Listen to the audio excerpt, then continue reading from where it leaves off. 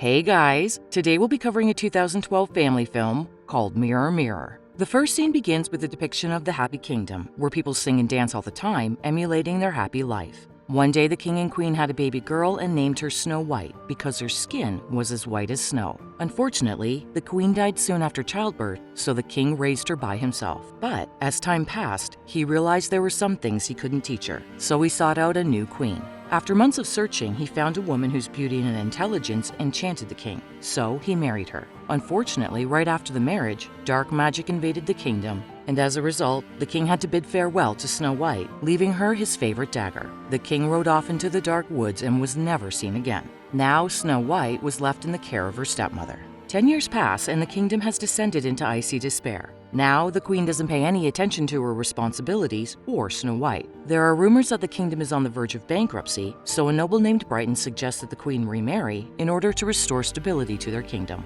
However, instead of addressing the issue, the queen orders a punishment for those who spread the rumors. Elsewhere, we see a grown-up princess, Snow White, who is not permitted to leave her room. Elsewhere, Prince Alcott is looking for an adventure in the forest, but his friend Renbok appears to be concerned about the man-eating beast lurking in the forest. A few moments later, they are attacked by a gang of robbers. Alcott tries his best to defend himself, but since there are 7 robbers, he is easily overpowered. The robbers reveal that they are actually dwarves dressed in special suits. The dwarves then start searching for gold, but when Alcott mocks them, they become angry and hang both men upside down before departing. Back at the palace, Snow White is surprised by servants who offer her a small cupcake with a candle on the occasion of her birthday. The servants appear to be Snow White's only friends, and they hope that one day she will usurp the throne from the evil queen. One of the servants, named Margaret, hands Snow White her father's dagger, encouraging her to step out of the palace to see the kingdom's condition for herself. After some deliberation, Snow White decides to venture outside the palace. Meanwhile, the queen enters her secret room, activates a magical mirror, and enters it, bringing her into the magical mirror house.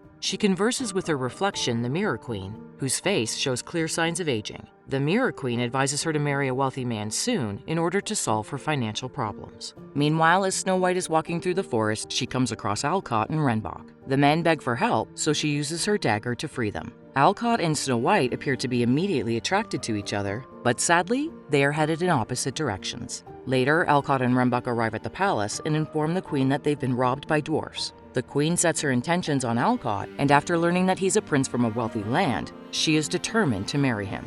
She plots and plans to throw a party to impress the prince, but Brighton reminds her that they don't have enough money to throw the extravagant party she desires. The furious queen instructs Brighton to collect additional taxes from the people. Brighton tries to explain to her that the people are already starving, but the queen orders him to get the job done, one way or another. Meanwhile, as Snow White explores the kingdom, she's astounded by the poor living conditions of the people. She realizes that the singing, dancing, and happiness have all faded. At the same time, Brighton appears and announces the raise in taxes, claiming that the queen requires more funds to protect the kingdom from the beast in the woods. This upsets the people, but they have no choice but to pay up. Later, Snow White returns and informs Margaret of the kingdom's dire conditions. She declares that her father's hard work and dedication to the kingdom has been destroyed. Margaret is glad that Snow White is finally aware of the state of the kingdom. She then reveals that they will be attending a party with the prince. She advises Snow White to discreetly attend the party and try to enlist the prince's help in reclaiming the throne. Before the party, the queen uses disgusting concoctions on her body, such as parrots' excreta and insects, to make her appear young. When the party begins, the queen attempts to entice the prince to dance with her, but instead, Alcott meets Snow White and revels in her company. Snow White is just about to ask for assistance when the queen notices her, prompting her to flee. Despite this, the guards apprehend her and bring her to the queen.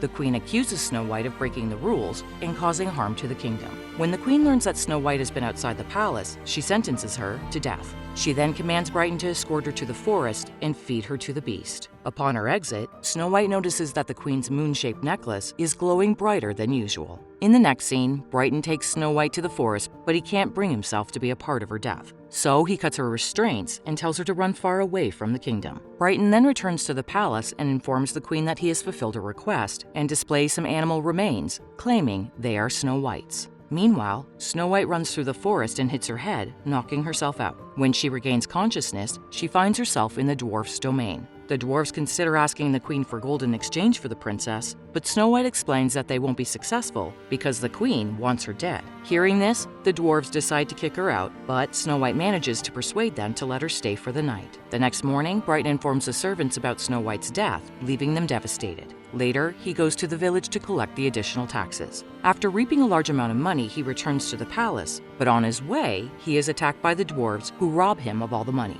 When the dwarves return home, Snow White has prepared food for them. Then she asks about their day at work, to which they respond that they are thieves and admit to stealing the queen's money. However, Snow White explains that the money belongs to the poor, but the dwarves don't care because of the injustices imposed on them. They tell her about the past when they had good jobs, but one day the queen expelled all the undesirables and no one stood up for them. As the dwarves are busy discussing their past lives and current frustrations, Snow White flees with the money. She goes to the villagers and returns their money, much to their delight. When the dwarves also arrive, Snow White declares that it was the dwarves who managed to retrieve their money. After learning this, the villagers start respecting the dwarves. Back at the palace, the queen is having lunch with Prince Alcott. She attempts to propose marriage to him, but Alcott keeps asking about Snow White. Enraged, the queen informs him that Snow White passed away the previous night. Just then, Brighton interrupts their conversation and informs them that the dwarves have stolen the royal taxes. Hearing this, Alcott becomes enraged and rushes to punish the dwarves. In the meantime, the dwarves let Snow White stay with them under the condition that she join them in their thieving. Initially, Snow White disagrees, but when the dwarves explain that they'll steal from the queen and help the villagers, she agrees. Following this, the dwarves train her to be the perfect thief. They also teach her sword fighting and how to use her beauty to her advantage. Eventually, she completes her training and they all set out on their first robbery. Snow White disguises herself as a poor girl in order to divert the attention of the travelers, who are none other than Prince Alcott and his army.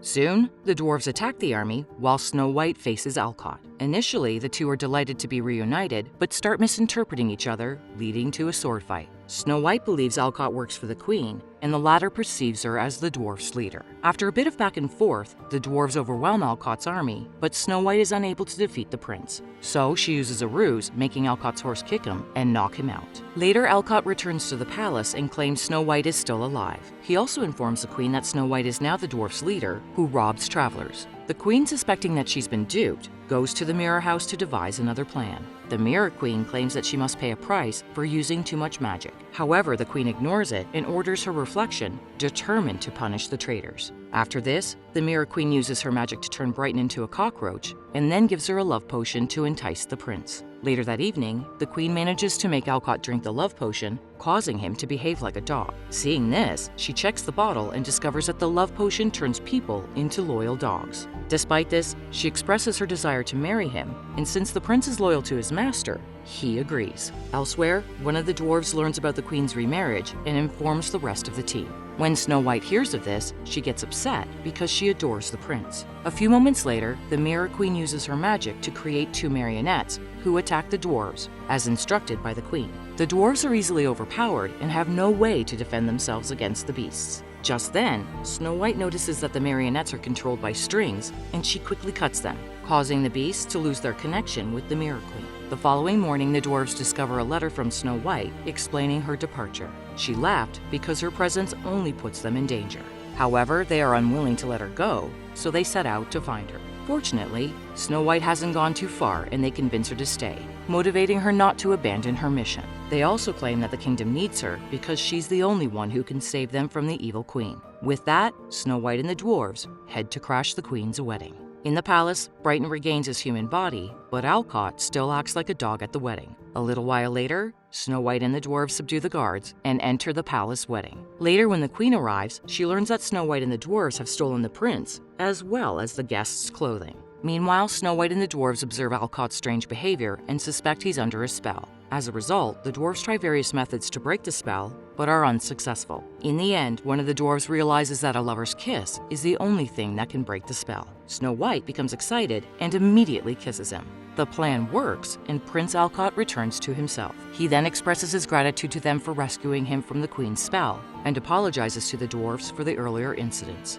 Just then, they hear the terrorizing sound of the beast outside. Snow White, believing that it's her fight, goes out alone, locking her friends inside. While searching for the beast, Snow White comes across the queen, who turns out to be the beast's master. This makes Snow White realize that the queen is the one who murdered her father. Terrified, she starts running away, and the queen commands the beast to kill her. Meanwhile, Alcott manages to open the door and follows Snow White's steps to find her, leaving the dwarves behind. The dwarves manage to use a spare key, allowing them to follow the prince. Then, Alcott, Snow White, and the dwarves band together to fight the beast, but the beast is too powerful for them to overcome. During the fight, Snow White notices the glowing moon-shaped necklace on the beast's neck, which is identical to the one she saw on the queen's neck. Wasting no time, she uses her father's dagger to cut off the necklace, breaking the queen's spell. As a result, the beast reverts to its original form, which is none other than the king himself. The breaking of the magic spell causes her to revert and grow old. Meanwhile, Snow White is overjoyed to be reunited with her father. The king thanks the prince and the dwarves' bravery and decides to reward them.